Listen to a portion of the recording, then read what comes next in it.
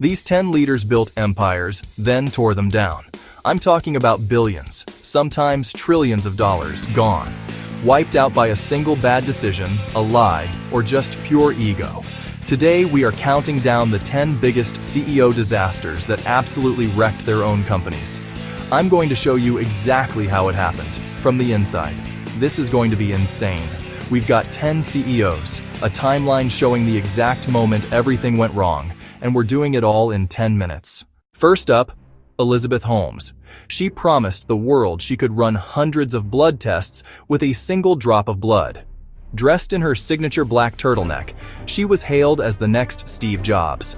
Theranos was valued at over $9 billion. But here's the shocking secret. The technology didn't work. Not even close. It was all a lie. For years, she knew their Edison machine was a complete failure. But she kept raising more money. Instead of admitting it, they faked demos and secretly used commercial machines. People were getting incorrect medical diagnoses. The company became a fortress protecting one catastrophic falsehood. Wall Street Journal reporter John Carreyrou refused to back down. He exposed the fraud. The $9 billion house of cards came crashing down. Takeaway: hype can't replace substance forever. Next, we have Jeffrey Skilling, the mastermind behind Enron.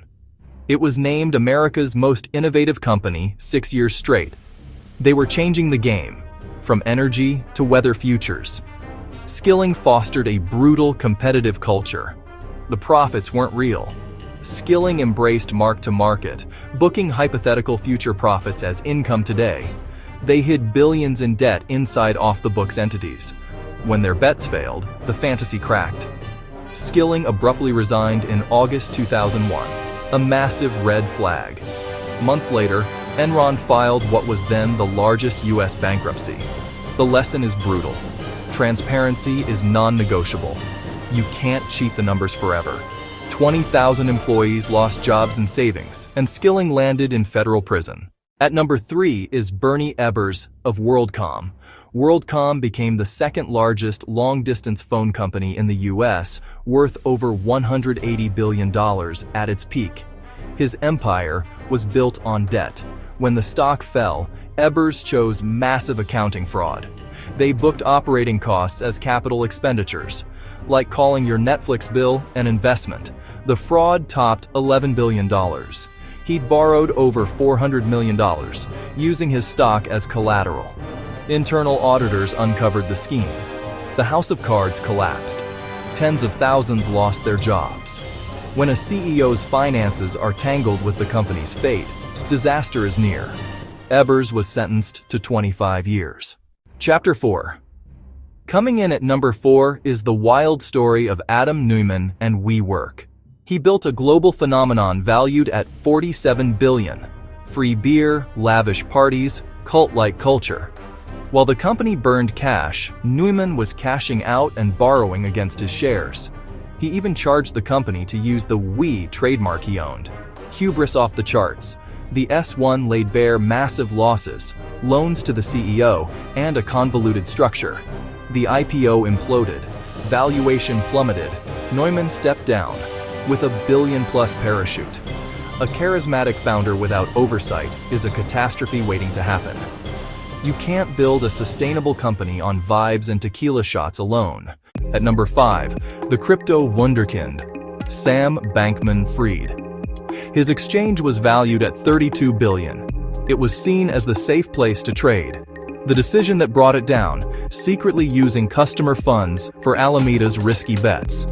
Risky ventures, political donations, luxury real estate. A leaked balance sheet showed dependence on FTT, their own token. Panic spread, a bank run began, and the money wasn't there.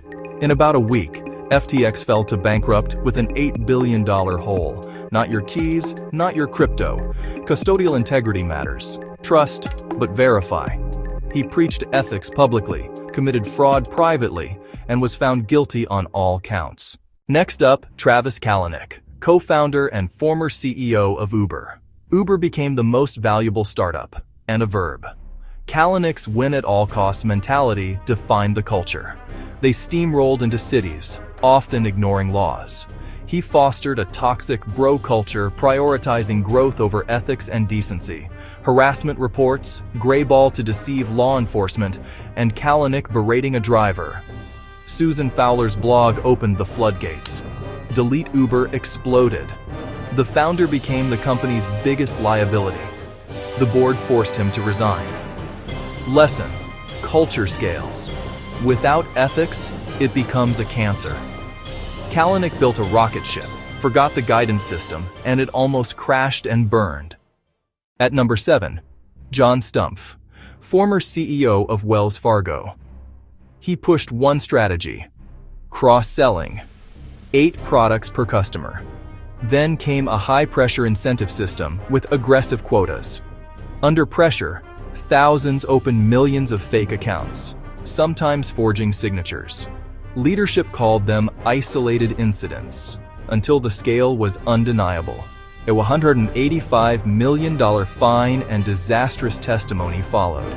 He blamed low-level employees. Public outrage exploded.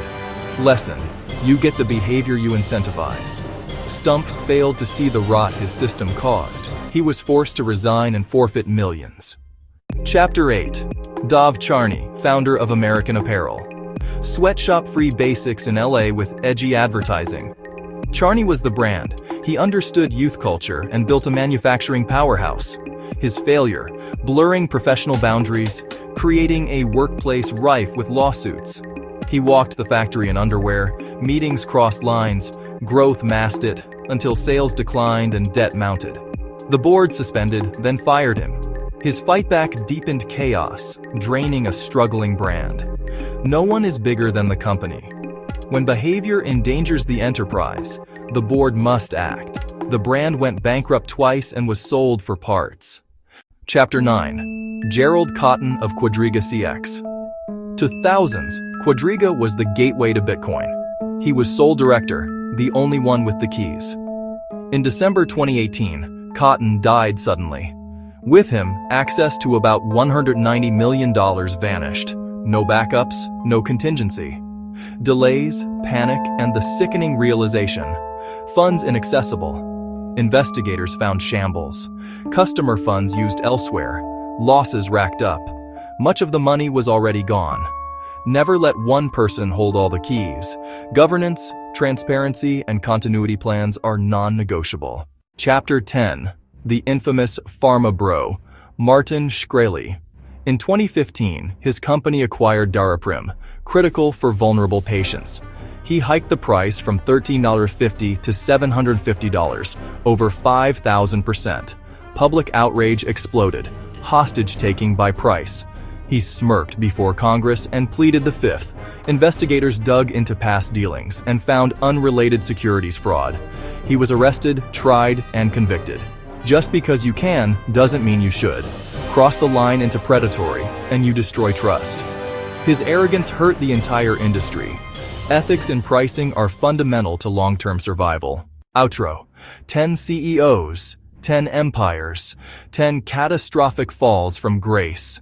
From billion-dollar lies to crypto kingdoms vanishing overnight. Big egos, bad choices, predictable downfalls.